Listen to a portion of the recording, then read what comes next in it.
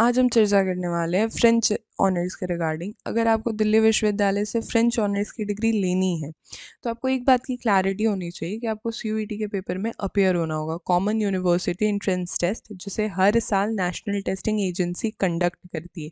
देखो, CUET के regarding किसी भी तरीके का कोई डाउट है या दिल्ली यूनिवर्सिटी में ऑफर हो रहे जितने भी अंडर ग्रेजुएट प्रोग्राम्स हैं उनके रिगार्डिंग कोई डाउट है तो हमारे प्लेलिस्ट को एक्सेस कीजिए, CUET UG DU, जिसकी लिंक मैं नीचे डिस्क्रिप्शन बॉक्स में दे दूंगी, साथ ही मैं कमेंट में भी पिन कर दूंगी, जहाँ पे समय के साथ आपके सारे डाउट्स क्लियर होते रहेंगे और समय के साथ आपको इन्फॉर्मेशन भी मिलती रहेगी। या फिर मुझसे आप 1-on-1 चर्चा कर सकते हो मेरी इंस्टाग्राम ID पे @Mission Delhi University, या मुझे मेल भी कर सकते हो du.delhibytes@gmail.com। इवन मेरे से आप टेलीग्राम ग्रुप पे भी जुड़ सकते हो, मिशन दिल्ली यूनिवर्सिटी। देखो, for other performance booster courses आप मेरे ऑफिशियल वेबसाइट पे विजिट कीजिए www.delhibytes.in। इवन आप एप्लीकेशन भी डाउनलोड कर सकते हो दिल्ली बाइट्स। दिल्ली विश्वविद्यालय में ना बहुत से अंडर ग्रेजुएट प्रोग्राम्स प्रोवाइड किए जाते हैं, लैंग्वेजेस में, आर्ट्स एंड सोशल साइंस में, साइंस मैथमेटिक्स एंड टेक्नोलॉजी में। आज इसी लैंग्वेज की कड़ी में हम एक फॉरेन लैंग्वेज जोड़ने जा रहे हैं, फ्रेंच ऑनर्स।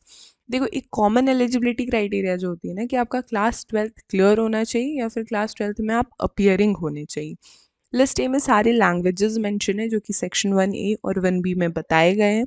लिस्ट B1 में टोटल 18 डोमेन स्पेसिफिक सब्जेक्ट्स बताए गए हैं। लिस्ट 2 में टोटल 9 डोमेन स्पेसिफिक सब्जेक्ट्स बताए गए हैं। यहाँ पे ना एक मैं आपको डिस्क्लेमर जस्ट देती हूँ कि ऐसा ज़रूरी नहीं है कि आपको फ्रेंच का पहले से आइडिया ही होना चाहिए, इसीलिए आपको 2 कॉम्बिनेशन ऑफ़र किया जाता है। कि पहले कॉम्बिनेशन में ऐसा है कि अगर आप लिस्ट ए से फ्रेंच रखते हो तो उसके अलावा आपको कोई 2 सब्जेक्ट चूज़ करना होगा B1 से, और जो चौथा सब्जेक्ट होगा वो आप B1 या B2 से चूज़ करो। कुल मिला के बातचीत इतनी है कि भाई लिस्ट ए से आपने फ्रेंच चूज़ कर लिया, बहुत बढ़िया बात है, आपको पहले से आइडिया है फ्रेंच में, और उसके बाद 3 सब्जेक्ट आप चूज़ करो लिस्ट B1 से ही, तो 4 सब्जेक्ट्स यहीं पे हो गए। नहीं तो फिर भाई 2 सब्जेक्ट आप चूज़ कर लो B1 से, और B2 से आप 1 सब्जेक्ट चूज़ कर लो। अब दूसरा कॉम्बिनेशन हमें क्या बताता है कि भाई कोई भी आप लैंग्वेज चूज़ कर सकते हो लिस्ट ए से, और सेम वही बात हमें करनी है कि भाई लिस्ट B1 से हमें 2 सब्जेक्ट चूज़ करना है, और जो चौथा सब्जेक्ट होगा वो B1 या B2 से करना है। होपफुली यहाँ तक बातचीत क्लियर होगी। और मेरिट जो है ना वो आपके CUET स्कोर के ऊपर बनेगी, ठीक है।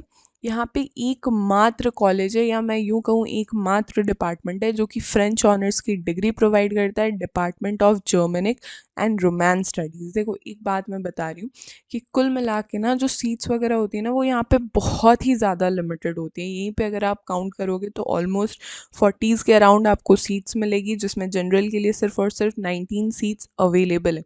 सो अपनी प्रिपरेशन भी हमें उसी हिसाब से रखनी होगी। पेपर स्ट्रक्चर पे चर्चा अगर हम करें लैंग्वेज और डोमेन स्पेसिफिक पे, तो मैक्सिमम आपको 35 to 40 क्वेश्चंस ही अटेम्प्ट करने हैं डोमेन स्पेसिफिक में और लैंग्वेज में। हर एक सही आंसर पे आपको 5 मार्क्स की इंक्रीमेंट होगी, हर एक गलत आंसर पे आपके 1 मार्क डिडक्ट हो जाएंगे।